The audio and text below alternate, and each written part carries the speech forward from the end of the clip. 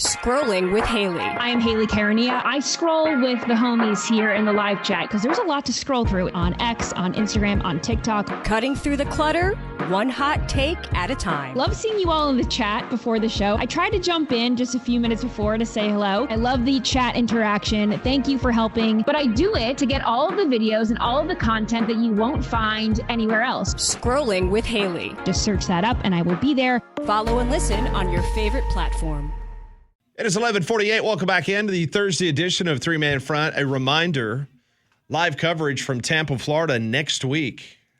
Jocks will be on location as the SEC Football Media Days will be kicked off down in Tampa, Florida. Joining us now on the Higginbotham Hotline, good friend of the program, Dr. Rob Pate joins us, former Auburn DB.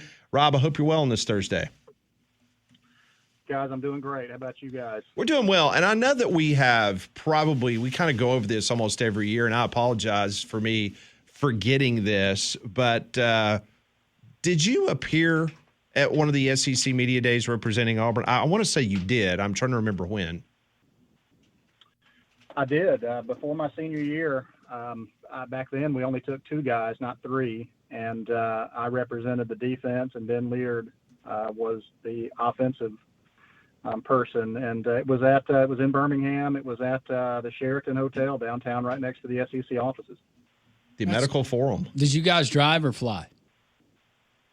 We drove. What? I never. They didn't put you on a private plane? Come on, Rob.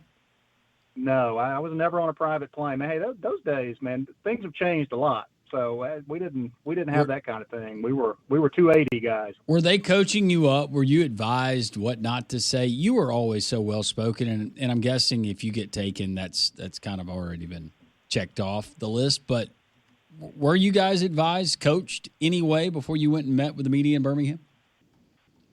No. I mean, you go through a media orientation class that they try to put on as a group for everyone, because back then, the media could request to speak to anybody, and I think Tuesdays were the days we would meet with the media and they'd get all their interviews done. And so, the only rules we had were you had to wear a collared shirt, it had to be an Auburn issued shirt, you needed to look well kept, and that was pretty much it. I mean, if you said something that shouldn't have been said, then it was really on the players to police that, than it was the coaching staff. And I really can't remember guys taking advantage of that or doing things that they shouldn't have.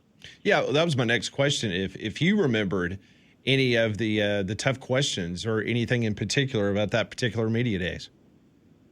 No, I mean, for one, I mean, I was not a star. I was not I'm not a guy that you're going to walk into media days and the Florida fans are going to care what I have to say. I mean, it just isn't that way. And, and honestly, it's like that way for a lot of defensive players. But, I was just a consistent, accountable person that, I think that they wanted to reward for, my contribution as a freshman all the way until you're a senior. And I think probably the most difficult part is that there's a lot of individual, booths and studios that a lot of different networks would have set up on their own. So you would have to go do an interview with maybe CBS or maybe NBC or maybe ESPN, and they would ask their round of questioning, and they would use that footage all throughout the year. But then you would go to another room that had all the print media guys. And so it was a massive room. And then people might want to pull you that they're trying to do a story or an individual story or ask you about a teammate or ask you about the coaching transition out in the hallway. And so you never really got a break from people, with a camera or microphone in your face. And so that was a challenge, but it was also a lot of fun to be able to represent your school. When Alex Golesh meets with the media, Rob, next Tuesday morning, what do you think Auburn fans need him to say? I don't think people need him to say anything. I think the way that he's approached this situation has been evidence enough that people are pretty well satisfied and happy with the level of relationship building, how he's interfaced between the fans and the program, what he's getting across to the players, and you can tell that the players really enjoy playing for him. That's evidenced by how many guys came over from South Florida. But even if you watch, some of the documentary style footage that you get from spring and just the way he speaks to them, the reactions that they have with him, and then how he handles himself in the media with, his confidence. I think people know that he's competent. And more than anything, I just think that people are excited that he's got fire in the belly, and that it looks and sounds like, he walks around with a chip on his shoulder, and he's not satisfied with his career to this point. And he's definitely not here in Auburn to retire, and to, just get a big payday and walk away in the sunset. I think he really wants to win championships, and he's going to pull all the strings and levers he can to try to get that done.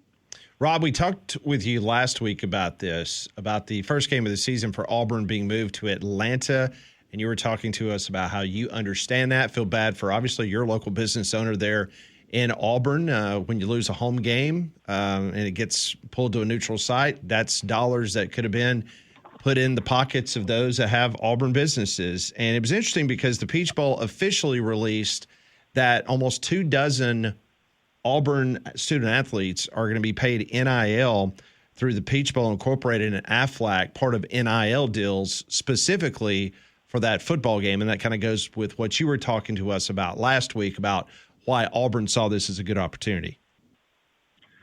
Yeah, and those details of that, Pat, I mean, I'm just not a big fan of how that's divvied up with a team coming over to play in this game outside of their stadium and a select 24 being the recipients of all of the revenue.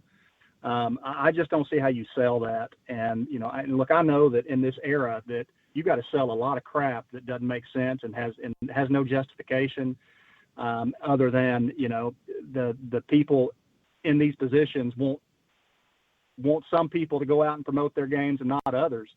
But man, I would be much in a better mood about that if that money was divided evenly with the whole team. That Auburn University shared that and didn't go to specific players.